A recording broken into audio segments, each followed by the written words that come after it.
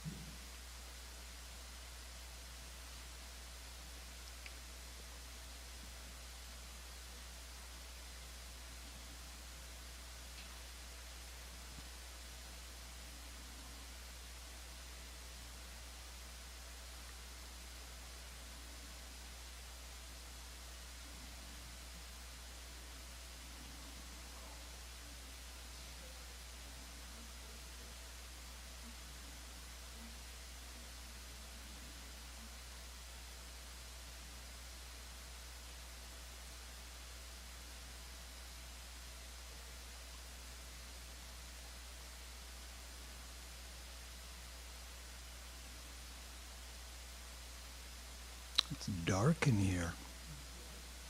I will request some light to be. It's okay.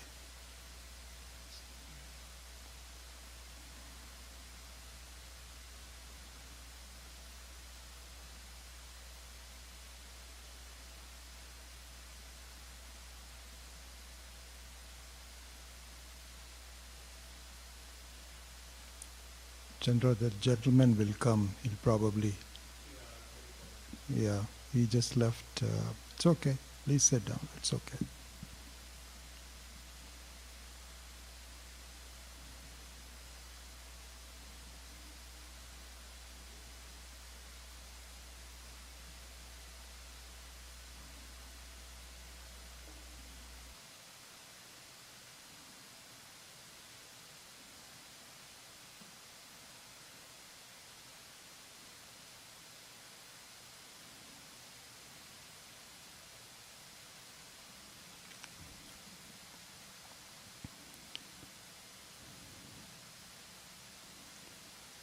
Om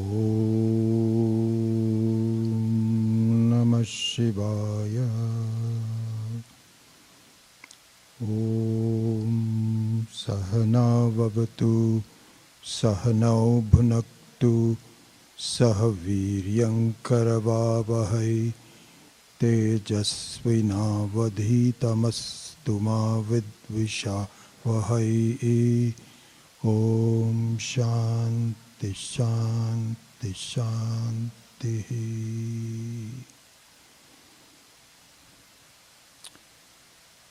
I don't have a lot of requests from you, but I accept one. You may have noticed that I tend to be very punctual. When there is a time for 5 o'clock, I want to be here at 5 o'clock. I request you all to be here 5 minutes before that and be seated. This is part of the courtesy for a teacher, that you are there before he or she comes. So I request you to please modify your time to make sure that you are seated by the time I come. I appreciate it. Thank you. So we begin the study of this text, and what I had in mind for you when I was selecting this text was that this can be a foundation for a very thorough introduction to Vedanta for you. The way this book came about, I'll just briefly tell you about it. And then what I'd like to do then after that is for each one of you to come and then take a copy of text with you. This is yours. And then I will discuss how best to utilize it for your continued study and exposure to this study. So you've all heard Swami Viditatmananda ji. He's a very knowledgeable, very experienced person. We had very similar beginnings actually. It turns out that both he and I, about the same time, he's a couple of years older than me, but about the same, he was in New York and I was in California, and we met Swami Chinmayananji first together about the same time. And we both studied with Swami Chinmayananji for 2 years, and we both got introduced to Swami Dayananda about the same time. And then our careers diverged.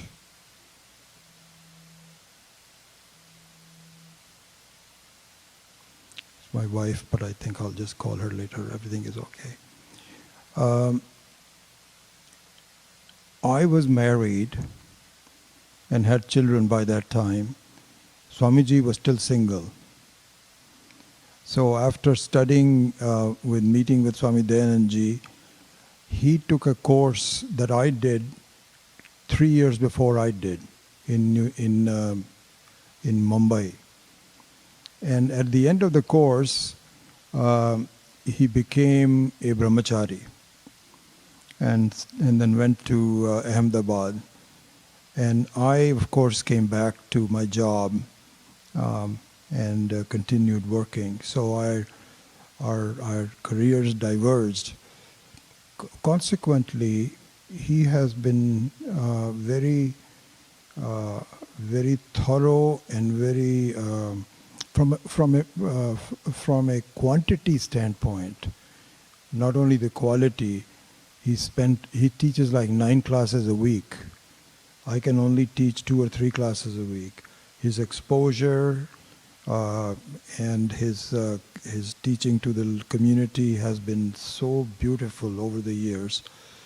So when he came to the U.S., he was invited by Swami Dayananji to come to the U.S.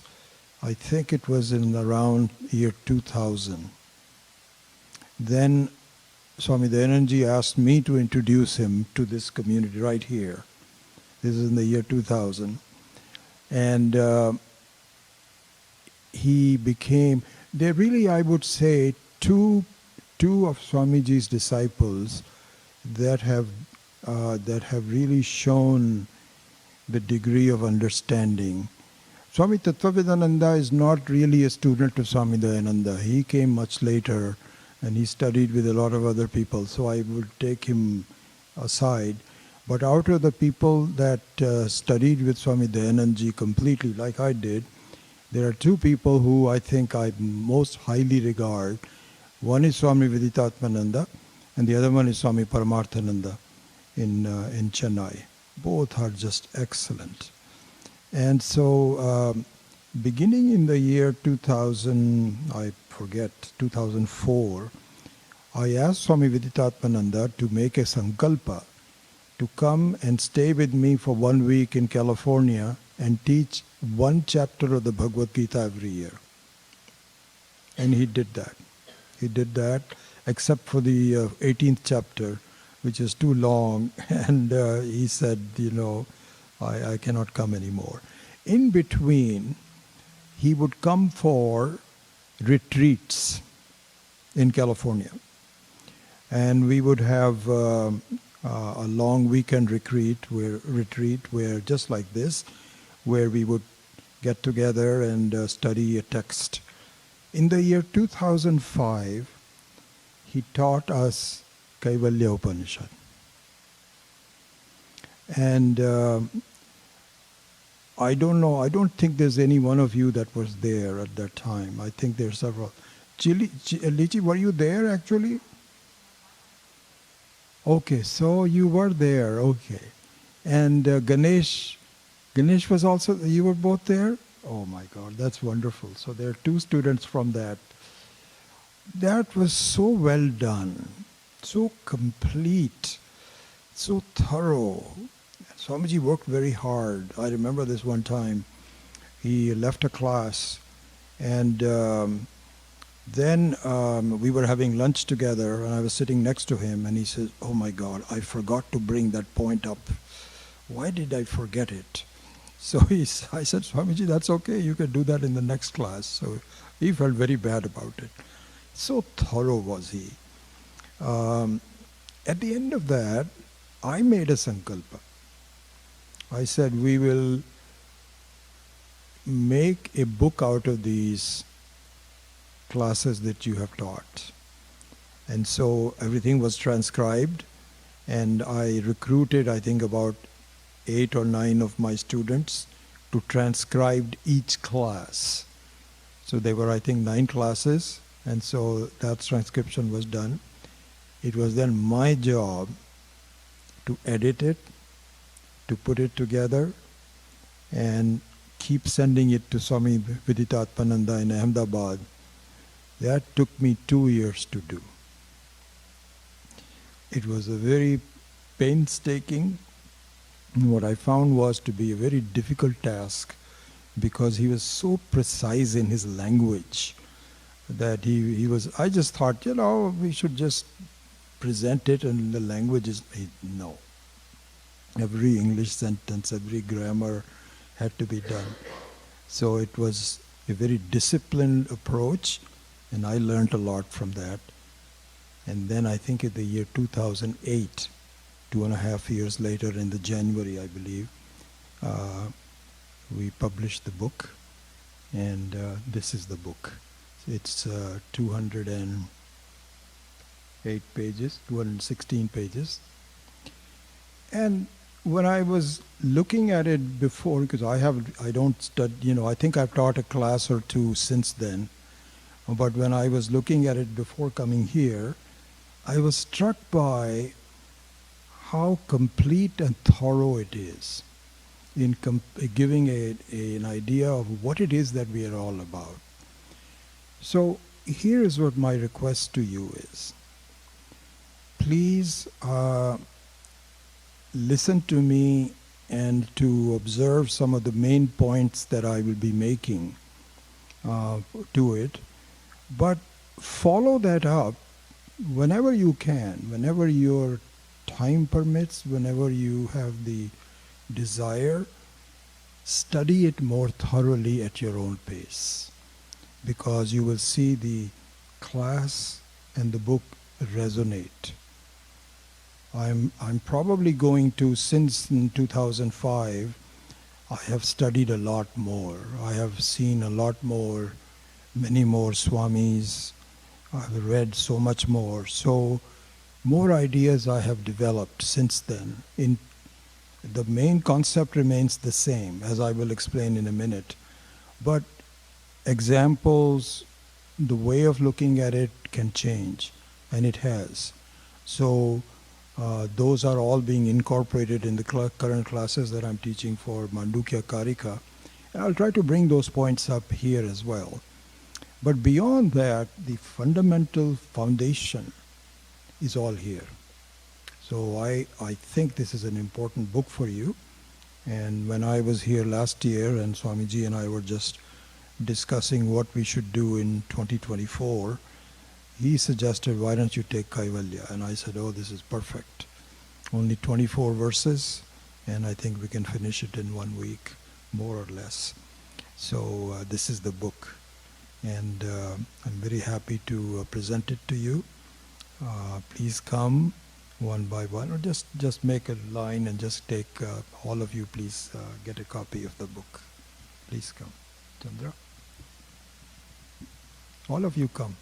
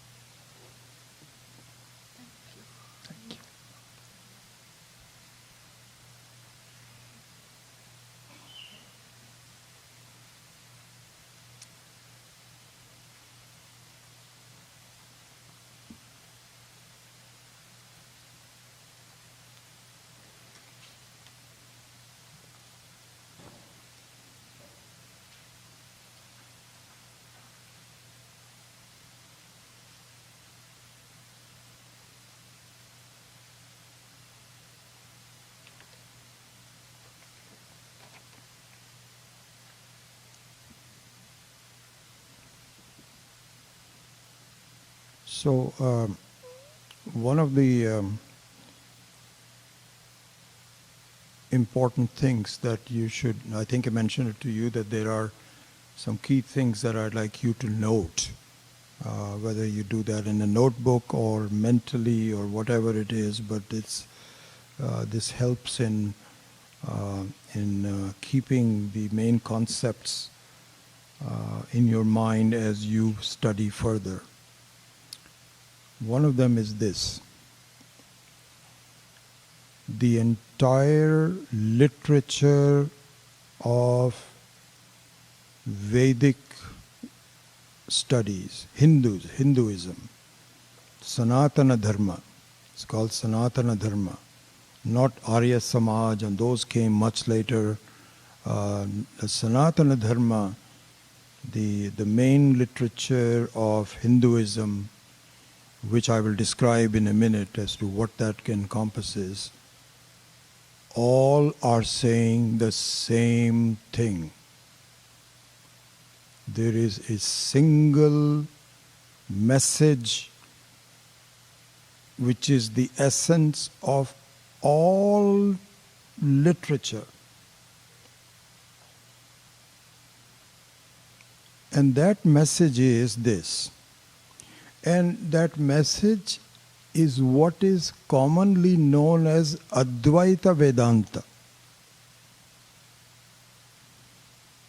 And it has a epithet called Advaita, which means non-dual, which is not necessary. Because Vedanta is Advaita. It's like saying, he is my good friend.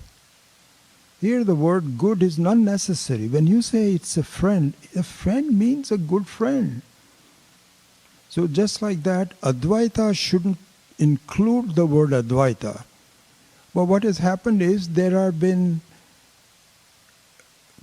other opinions over the years that have created a confusion in the minds of people. Vishishta Advaita by Ramanujan, Sankhya. We can briefly discuss all of that.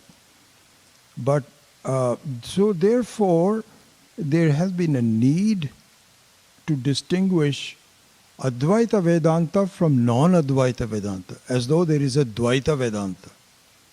There is no Dvaita Vedanta. It really is just Vedanta. And this is the essence of Hinduism. Hinduism is, of course, a foreign word.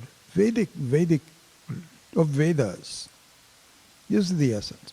What is the essence? This is the important point. The important point is that for you to consider yourself as just a human being with all that entails, meaning being born, being subject to so many problems of life, accomplishments of life, getting old, dying, this whole cycle. This is what a human being, the definition of what would be called a human being. Really all beings, but we're talking about human beings. This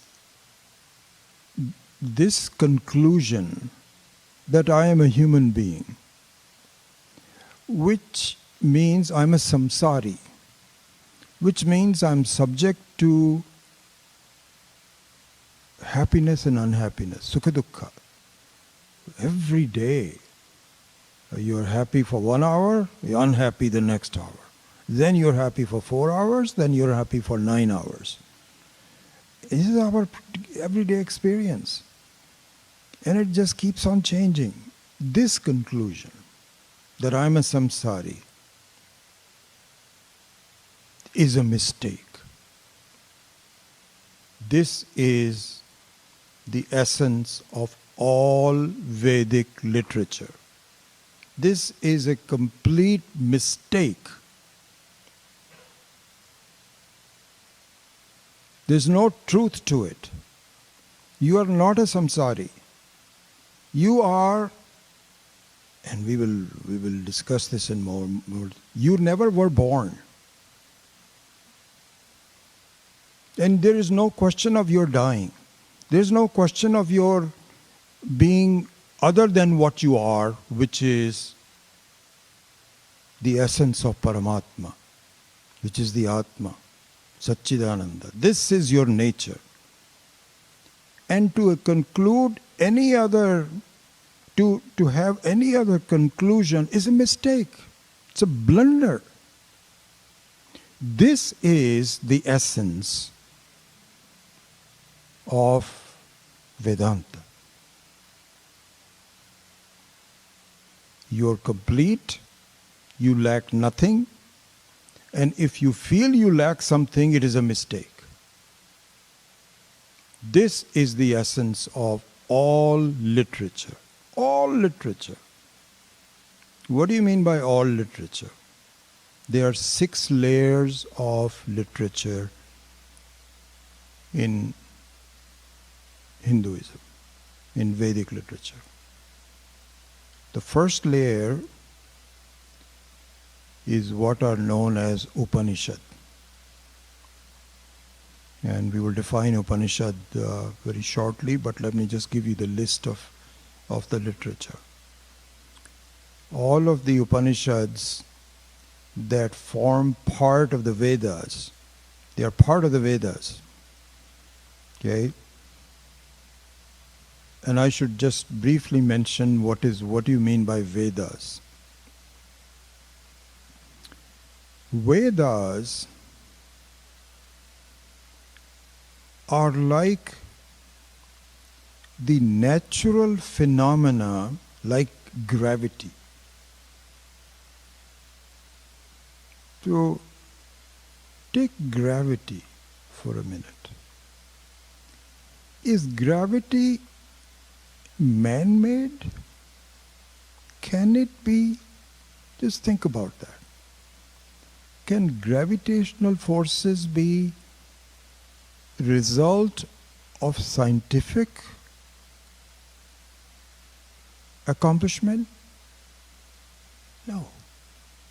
In fact, all natural phenomena are subject to be discovered, not invented.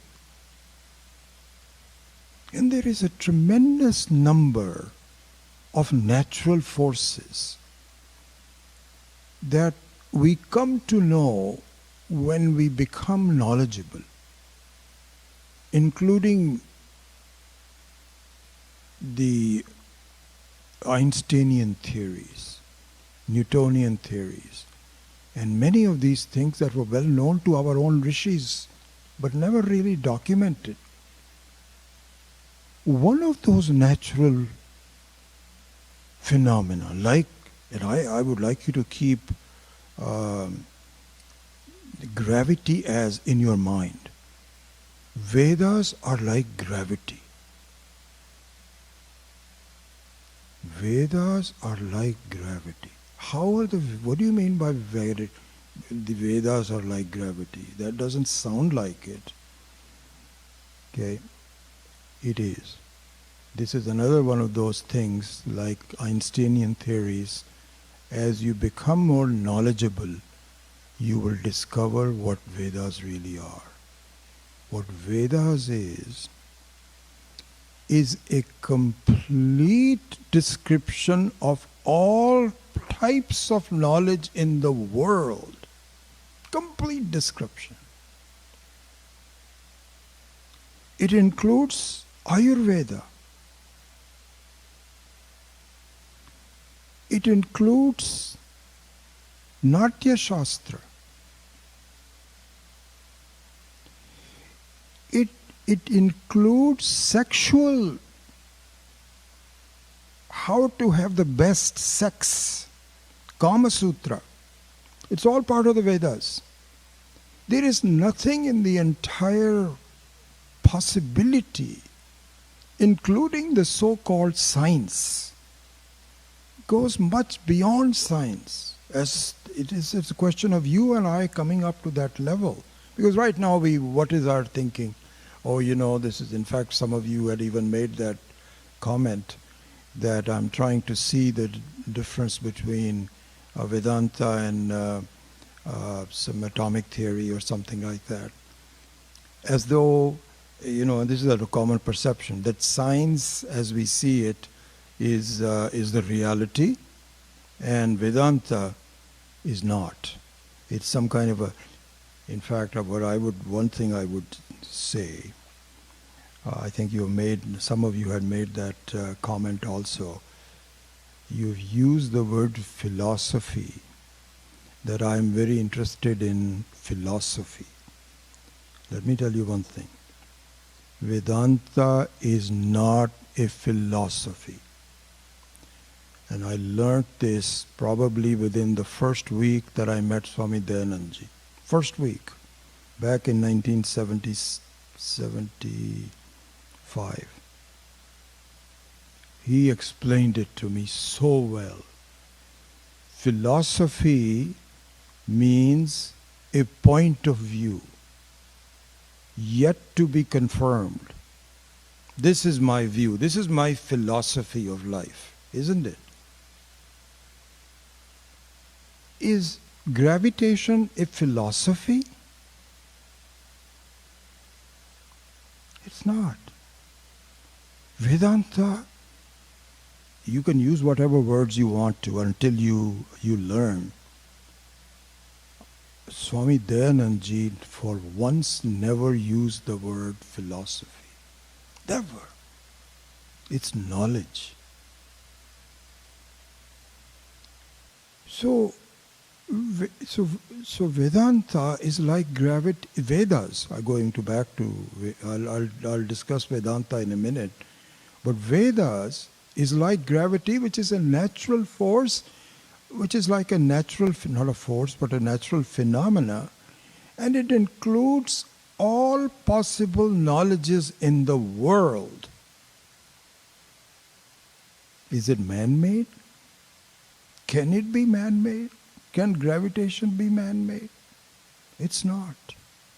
Vedas is not man-made. It has been, and it's constant. There can be pralaya. In another 20 million years, this whole thing is going to collapse and going to all start all over again. But the Vedas never collapses. Gravitational never collapses. It may change a little bit because of the black holes and so on, but the basis of creation involves gravitational forces, even though it is not known. But it's there. Similarly, Vedas is always there. Always. Why is it? Because it's the very basis of creation, very basis of Ishvara. Whatever, hopefully by the time we end, you'll have a little better idea of what Ishvara is. But whatever it is, the Vedas is in fact, Ishvara himself says that the Vedas, as you see them, is like my breath. What he means to say is, as natural as your breath is to you. As we were discussing, breathing is a very beautiful thing. It is not to be, you don't work for it. It just happens. It is part and parcel of life. Vedas are part and parcel of life. Then something funny happens.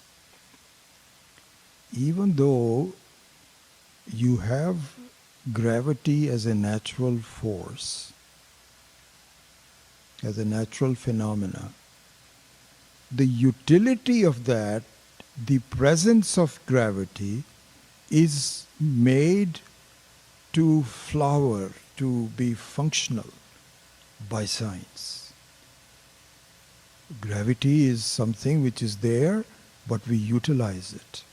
And then we become aware of it. It becomes evident to us.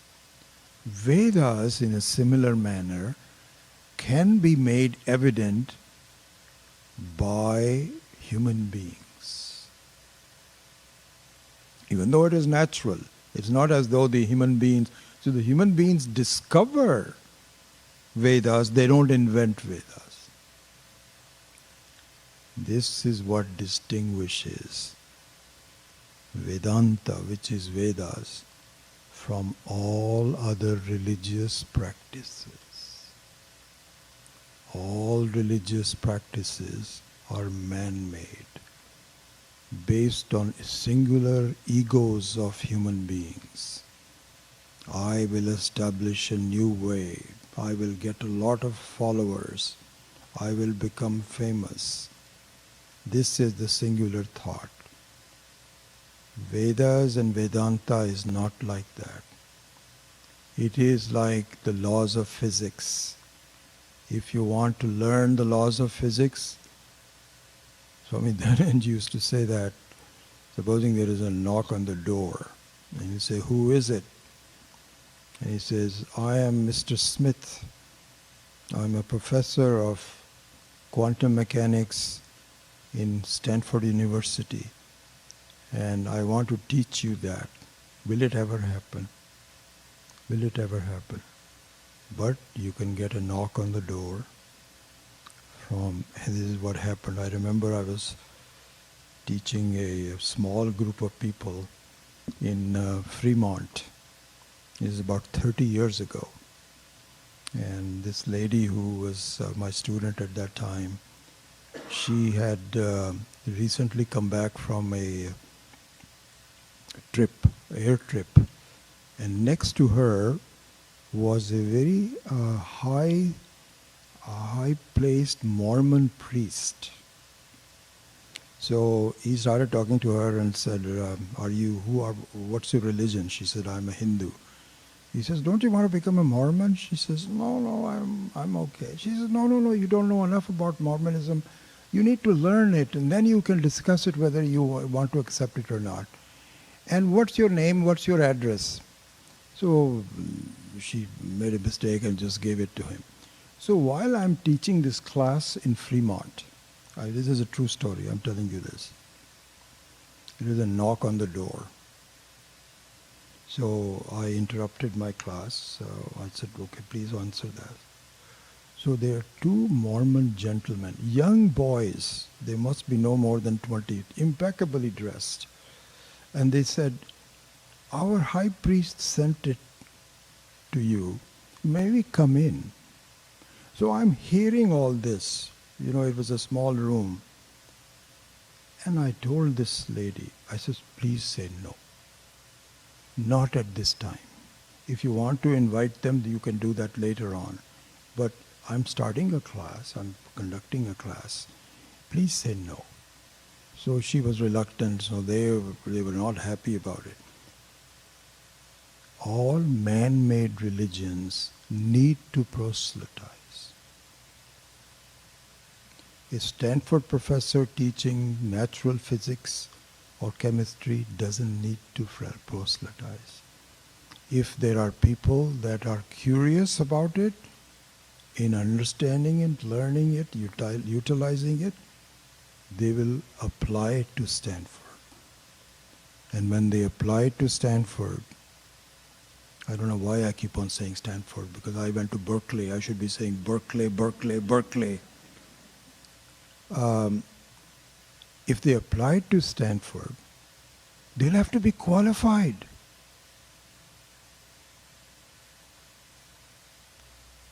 You need to be qualified. Otherwise, this will remain. You know how it will remain? I'll tell you how it will remain. This is interesting. I'm just giving you the experienced way of life, not just out of a book. One of the things that Vedanta talks about is the Maya Shakti. Right? Maya Shakti. And We all study it. Oh, Maya Shakti, this is Ishvara, this is Maya. And what is Maya? Where is it? What's, all of those. It looks like some kind of an obtuse thing. You know what Maya Shakti is? I'll tell you what Maya Shakti is. And this is not just from me. Anything that I say, anything that I'm saying, please understand it is not my saying. It is my absorbing things from teachers. Well, I feel yes. And now I can talk about it. Maya Shakti, do you know what it means? It means you do not accept the fact that you are free. You continue to be samsari. When you go outside there, they'll say, that was a kind of a nice talk, this is the central theme of all Vedic Vedas and so on. But, I'm very hungry. I've got to eat. And this is my life. Your conclusions are not going to change. Why? Maya Shakti. What does that mean? Maya makes things that are not real appear to be real. This is the Maya Shakti. There is no other Maya Shakti. It is called a Maya Shakti slightly different from ignorance. This is also discussed in great length. As what is the difference between Ajnanam and Maya? And really there isn't any difference. But if you are a purist about it, I'll give you an excuse. Ignorance refers to an individualistic Maya Shakti, and Maya refers to the entire Shakti. It is the same Shakti. Same Shakti. The very presence of breath, Vayu, is the macrocosmic. And the same Vayu, same oxygen that you and I experience is the individualistic view of Vayu. So it's the same thing. Vyashti and Samashti are really just two sides of the same coin. Vyashti means individualistic and Samashti means the entire way. So if you want to be a purist about it, you can make a distinction. It's kind of like, as Anandi was saying, Mahakasha and Ghatakasha. Mahakasha is the entire space, and this is a room space. So you'll say, no, we're talking about a room space. That's okay, you can talk about a room space, it's the same space. There's only a difference. There's no outside space and inside space. You can talk in terms of some differences, but it is the same space. So really speaking, the Maya, Shakti and ignorance are not two things. One is Vyashti and the other one is Samashti. But that is what the Maya Shakti is.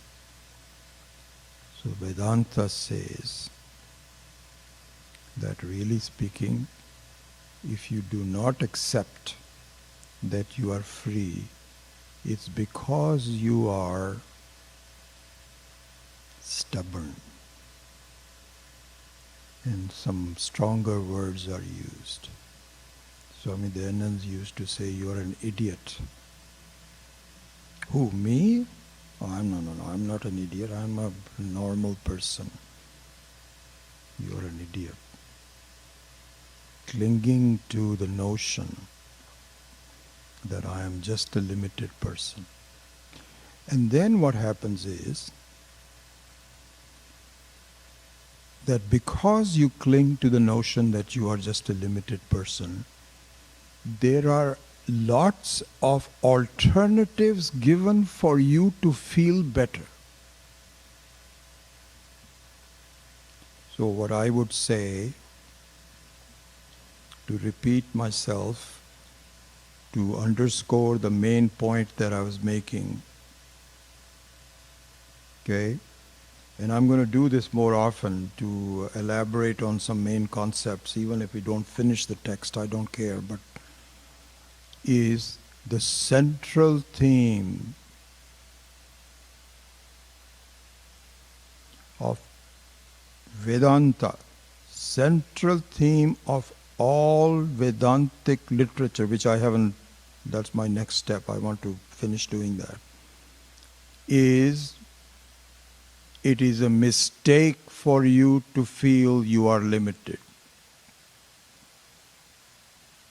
But because of the Maya Shakti, because of your being stubborn, other viewpoints give you some way out. It's kind of like, supposing you have a serious problem, a disease, and it's not going away. And you haven't found the right physician to analyze what your disease is, because you have a disease. But what can happen is, some people can give you palliatives. They can give you some aspirins to make you feel better. One of the most steroids. Oh my God! Steroids this is an amazing thing. I have actually a disease right now that was discovered about 8 months ago. I don't know if any one of you is a physician. It's called PMR. PMR means it's a Latin for polymyalgia rheumatica. What happens is that I discovered my entire body was paining a lot. I couldn't even bend down to get something. So it was very funny. I thought maybe I'm over-exercising or something, all kinds of things. Finally, they said you have PMR. And they said if you had not come to us, you could have become blind. So I'm very happy that I got the thing. So I said, okay, what do I do now? They say, can we tell you the bad news? There is no cure for it.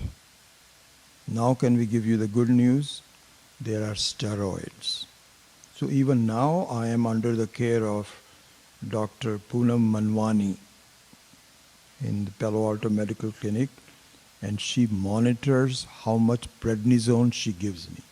That's the only way that my PMR is under control. It was very bad last week, so she upped it. Now I feel better, I can move around. So here's the interesting thing. The disease has to be analyzed, but other people can say, you know what, I don't know what the disease is, but I think I can give you some palliative, something to relieve it. Similarly, as opposed to, because I'm making a point, please remember, I'm still on that main point. What is the main thing about Vedanta? That it's a mistake for you to feel that you're limited. It's a complete mistake. That is the central theme. Others come in and say, well, I don't know if that is really true or not, because they also don't believe it. But I think we can give you some alternatives that will make you feel better. The list of alternatives is amazing, including as part of Hinduism also. In fact, as we will see later on, when I discuss Vedas, what does Veda consist of? But leaving aside that for a minute, other people come in and say, accept God and just become a a devotee of God, and you know all the religions we're talking about, different kinds of gods, and they will take care of you. Maybe not in this life, but maybe in next life. And please believe us. This is where proselytizing starts. Others say, well, we can do it in this life, but it has to require a lot of meditation. You have to work at it. You're not unlimited now. See the fallacy of the logic. This is we're going to talk about that. You're not unlimited now, but I can find a way for you to become unlimited. It's like saying you're not infinity now, but you can become infinity. This violates the very principle of arithmetic. Forget about mathematics. Infinity is not a large number. It is an infinite number. Either you are infinite now or you are not. And you are, and you don't know it. That's the essence of the Hinduism, of Vedic literature. So now I would give you, as I promised, there's only 10 minutes left, the other, very briefly, the other parts of the Vedic literature that all supports the central message. What is the central message? I hope you remember by now. My feeling limited is a mistake. This is the central message. So doing that, it is given so one thing I wanted to say was that, yes, even though Vedas are like gravity, but we need people to express gravity in terms that we understand. This is where written literature comes in.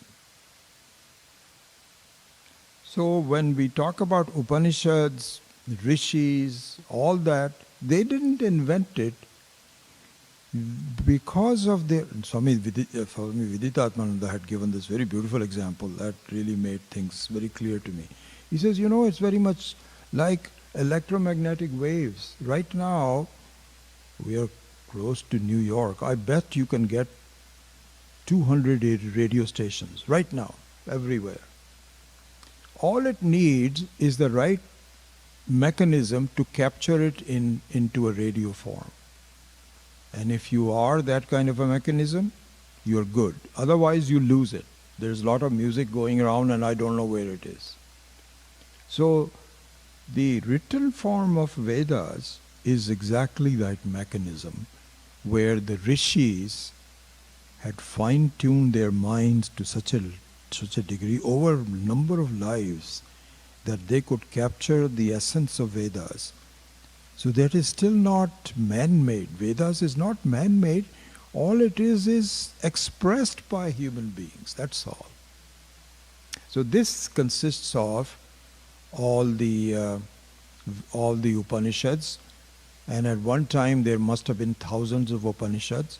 Over time they have become less.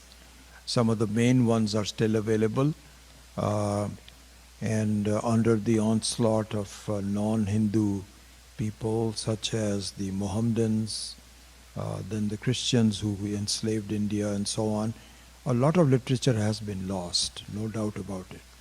But there is enough that is still there that forms the essence of it, and it is enough for people to gain knowledge. And so this is Vedanta, this is Veda, this is Upanishads. So this is epitomized by the name of Shruti. Shruti means what is heard. So that anyway, you don't need to do that, but this is called Shruti. Then comes human-made literature that explains this in more common language. This is called Smriti. And there are two main Smritis that are most famous. One is the Bhagavad Gita, And the other one is Manusmriti. Manusmriti is not only is studied by scholars and quoted by scholars, by Swami Akhandananda ji, a lot of other ones. They quote it very profusely, but otherwise you don't really read it. Bhagavad Gita is available everywhere, and the Bhagavad Gita is so good that sometimes it is called another Upanishad. But it is man-made. Vyasa is the author of Bhagavad Gita. And so as opposed to Shruti, which is simply a discovery of the Vedas, never made, not man-made, Smriti is man-made. So that's the second level.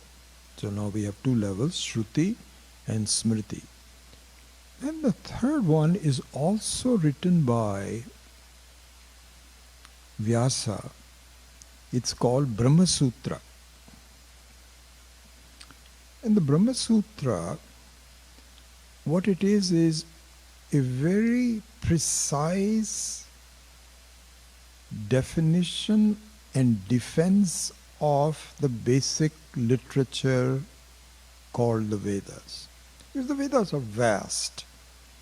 There are 4 different Vedas with so many Upanishads. They all are saying it's the same thing. Same message remains the same, but in different ways. But what Brahma Sutra does is to encompass it, they put it together in a very precise manner. Just like legal opinion. And what that does is, whenever there are some questions about it, with doubts about it, it defends it.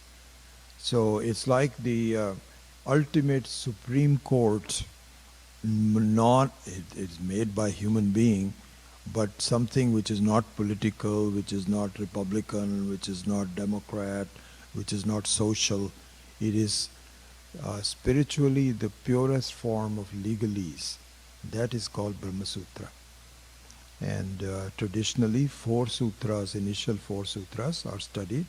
I have taught a class on those 4 sutras. I think some of you already took it. But that is the third level of the literature. So there are 6 altogether, and the first 3 are Shruti, Smriti, and Brahma Sutra. Then Adi Shankara's commentary on the main Shruti and Smriti is very valuable. Because this is all very, it looks very subtle, and this is the reason why we don't abandon our limitedness, because I don't completely understand it. And so to make it more understandable, a new form of literature which is highly regarded by Adi Shankara, who there is some dispute about which century he was born. Can you believe this? There's a dispute whether he was born in the 7th century or was he born in 10th century before Christ. That much of a difference. But it is that is the Bhashya. That is the Bhashya literature. That is the 4th one. Okay. Then there are other literatures like Prakarana Grantha, individual books that are written by various Mahatmas over the time. There is Vartika, there is Karika, there is Tikas. So it all forms the entire Puranas. Sorry, I forgot to mention. Puranas. 18 Puranas. They're all there. And what is the essence of all of this literature? You are free now, and your feeling of not being free is a mistake. Brahma Satyam Jagan Mithya Jivaha Brahma Eva Natu Aparaha. This is the central method. And so we'll be starting with that in our next class tomorrow at 9 o'clock. And I will also talk about the prayer that we have, Om Karne Bihi Shruniyama Devaha. I'll briefly mention that, and then we hopefully will get into the text itself. Om Asato Ma Satgamaya Tamaso Ma Jyotirgamaya Mrityor Ma Amritam Gamaya Om Purnamadav Purnamidam Purnat Purnamudachyate Purnasya Purnamadaya Purnamevavashishyate. Om Shanti Shanti Shanti. A question for you, Ganeshanji. The puja for Swami Dayanand is after the Arati? Oh, just finished. Okay, so from tomorrow on, oh, is at 5:45. Okay, so tomorrow's class, so from tomorrow's class, I will finish at 5:45 and we will go and see Swami Dayanandji's puja for 15 minutes. Okay, so we'll do that tomorrow.